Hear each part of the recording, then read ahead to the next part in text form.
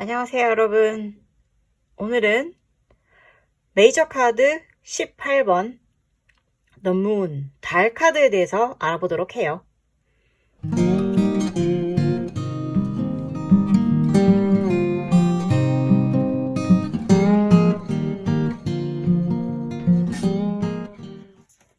사실 더 문 카드는 어떻게 보면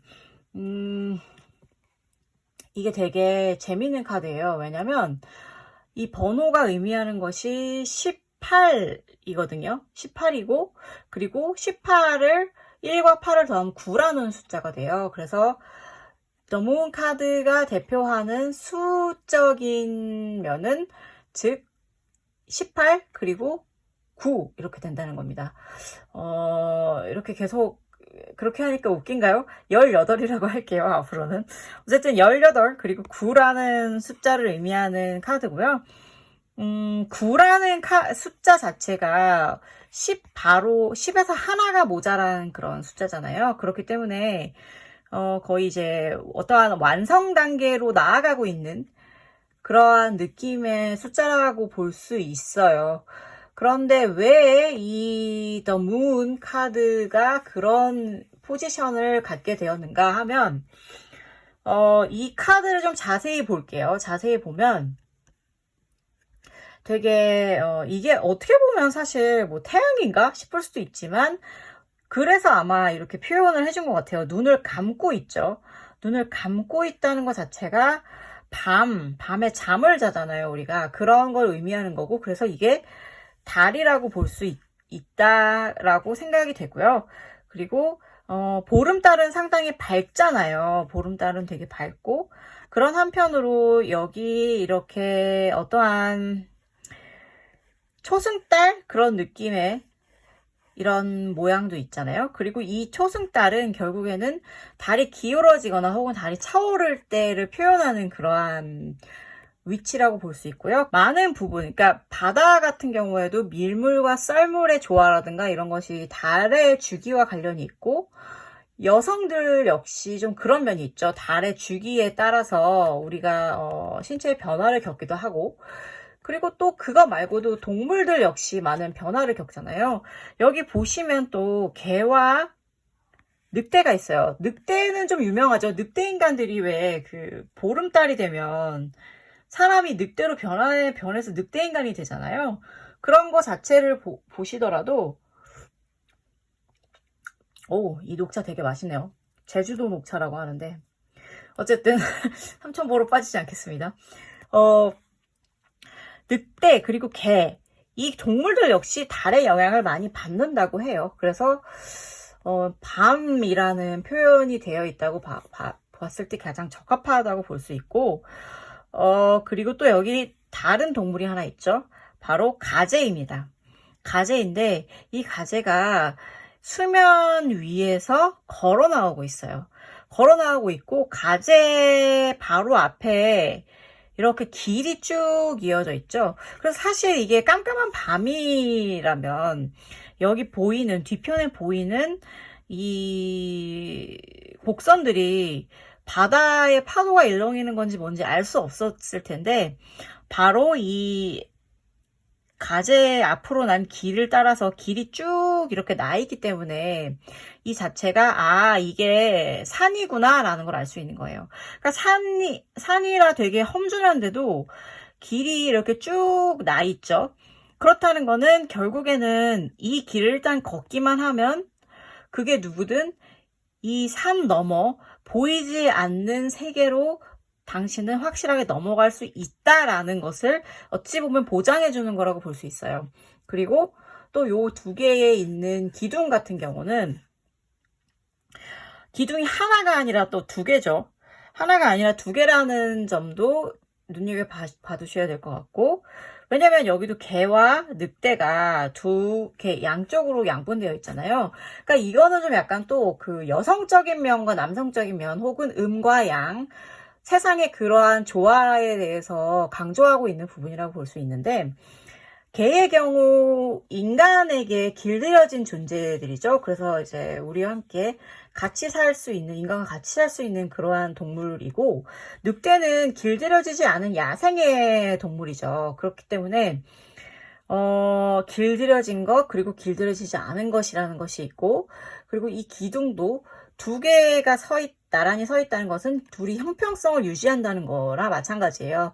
그리고 어떻게 보면 또 이것은 인간이 세운 어떠한 탑이라는 걸 의미를 하고, 나머지 전체는 또 자연이에요. 그러니까 자연 속에 어쨌든 인간의 힘이 들어간, 인간의 어떠한 의지가 들어간 건축물이 있다는 거죠. 그러니까 이것도 자연과 그리고 인공의 조화라고도 볼 수 있는 거예요. 그러니까 무조건 타로 카드에는 항상 이렇게 보시면 음과 양의 조화, 그러니까 어느 한쪽으로 치우치지 않으려고 노력한 흔적들이 많이 드러나 있다고 볼 수 있어요.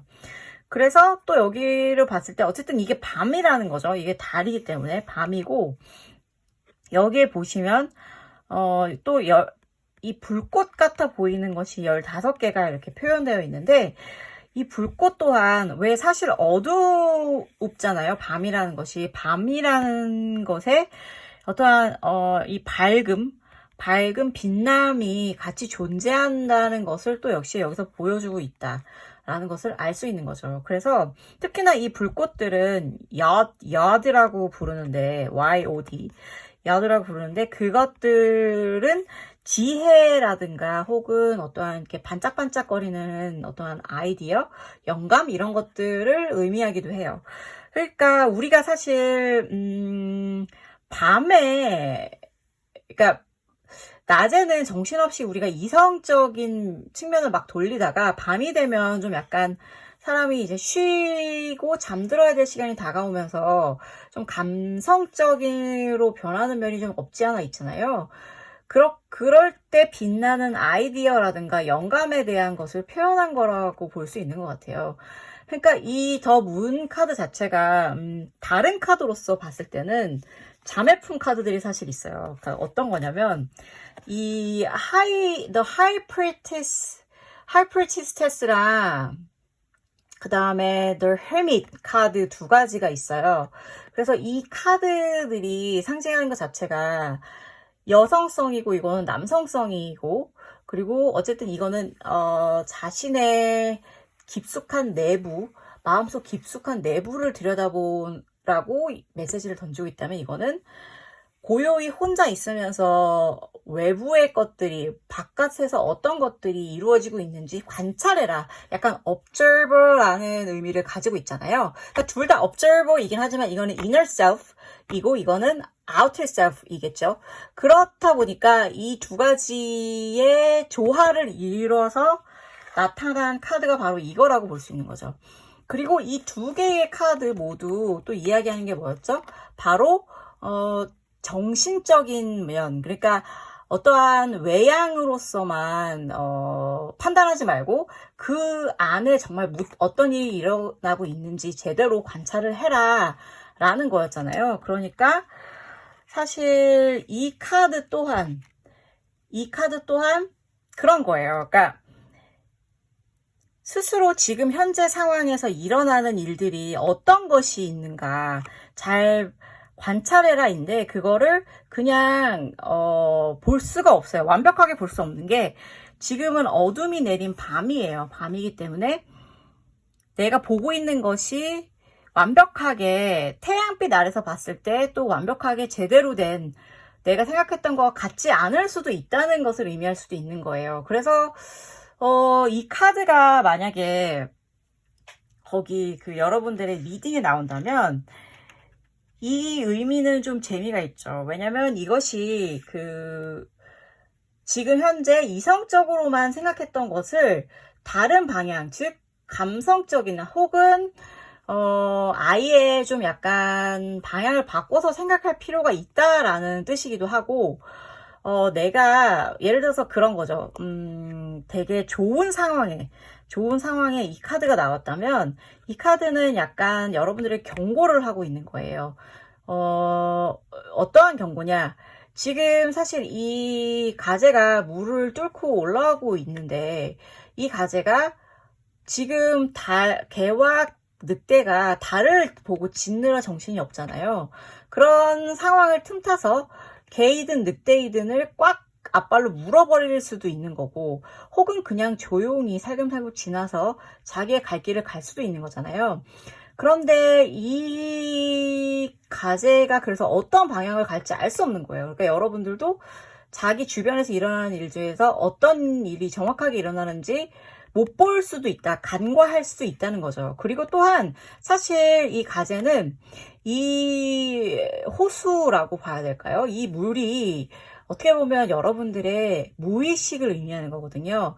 무의식을 뚫고 지금 나타난 존재인 거예요. 그러니까 즉, 이 가재가 여러분들이 생각하기 싫어하는 혹은 두려워하는 불안이라든지 아니면은 트라우마를 의미할 수도 있는 거예요. 그렇다 보니까 지금 상황이 굉장히 좋게 돌아가는데 갑자기 문득 이 내가 생각하고 싶었지 하지 않았던 무언가가 나타나서 당신을 당황시킬 수도 있다라는 뜻이기도 해요. 그렇기 때문에 언제나 이러한 것을 놀라거나 이런 것이 나타났을 때 놀라거나 당황하지 않기 위해서는 항상 마음의 준비를 해놓고 내 마음에 어떠한 장애라든가 어려움이 없는지에 대해서 늘 이렇게 고민하고 생각하는 자세가 필요하다라는 뜻이라고 볼 수 있는 거죠.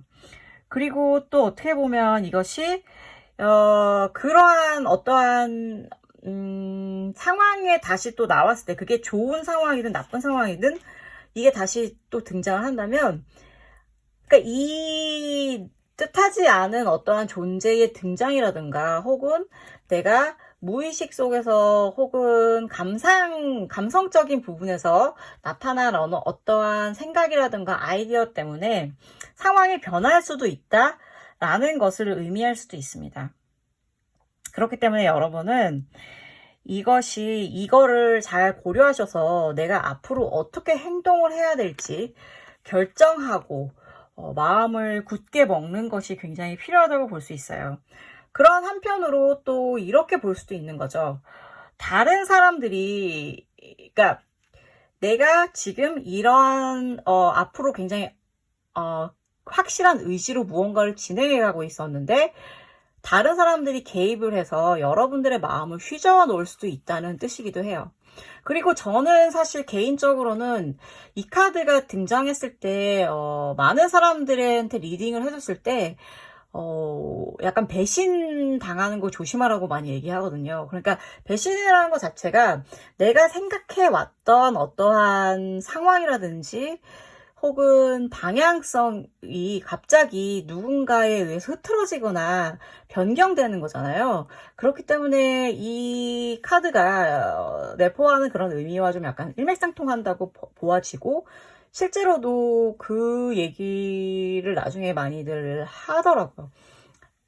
이러한 경고 덕분에 약간 좀 마음이 안정될 수 있었다. 물론 이게 사실 어차피 일어날 일이라면 그거가 일어나지 않도록 막을 수는 없을 가능성이 높아요. 하지만 저는 항상 타로 카드가 우리에게 가장 주는 큰 이점은 내가 마음의 준비를 하고 내가 거기에서 이러한 당황스러운 상황이 발생했을 때 그것을 받아들이고 행동하는 데 있어서 태세 전환을 하기가 굉장히 용이하다는 거 미리 알게 됨으로써는 데 있다고 보고 있거든요. 그래서 이렇게 마음에 이 문 카드가 등장을 한다면 여러분들은 자신 스스로의 내면을 다시 한번 체크아웃하고 주변을 좀 정리를 하면서 내가 놓치고 있는 부분이 없을까에 대해서 좀 자세하게 들여다보시는 것이 필요하다고 생각합니다. 문 카드에 대해서 말씀을 드렸고요. 오늘은 다음 타로 이야기 시간에는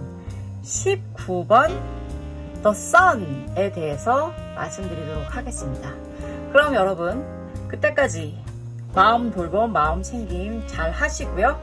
행복하시기 바랍니다. 다음에 또 만나요. 안녕.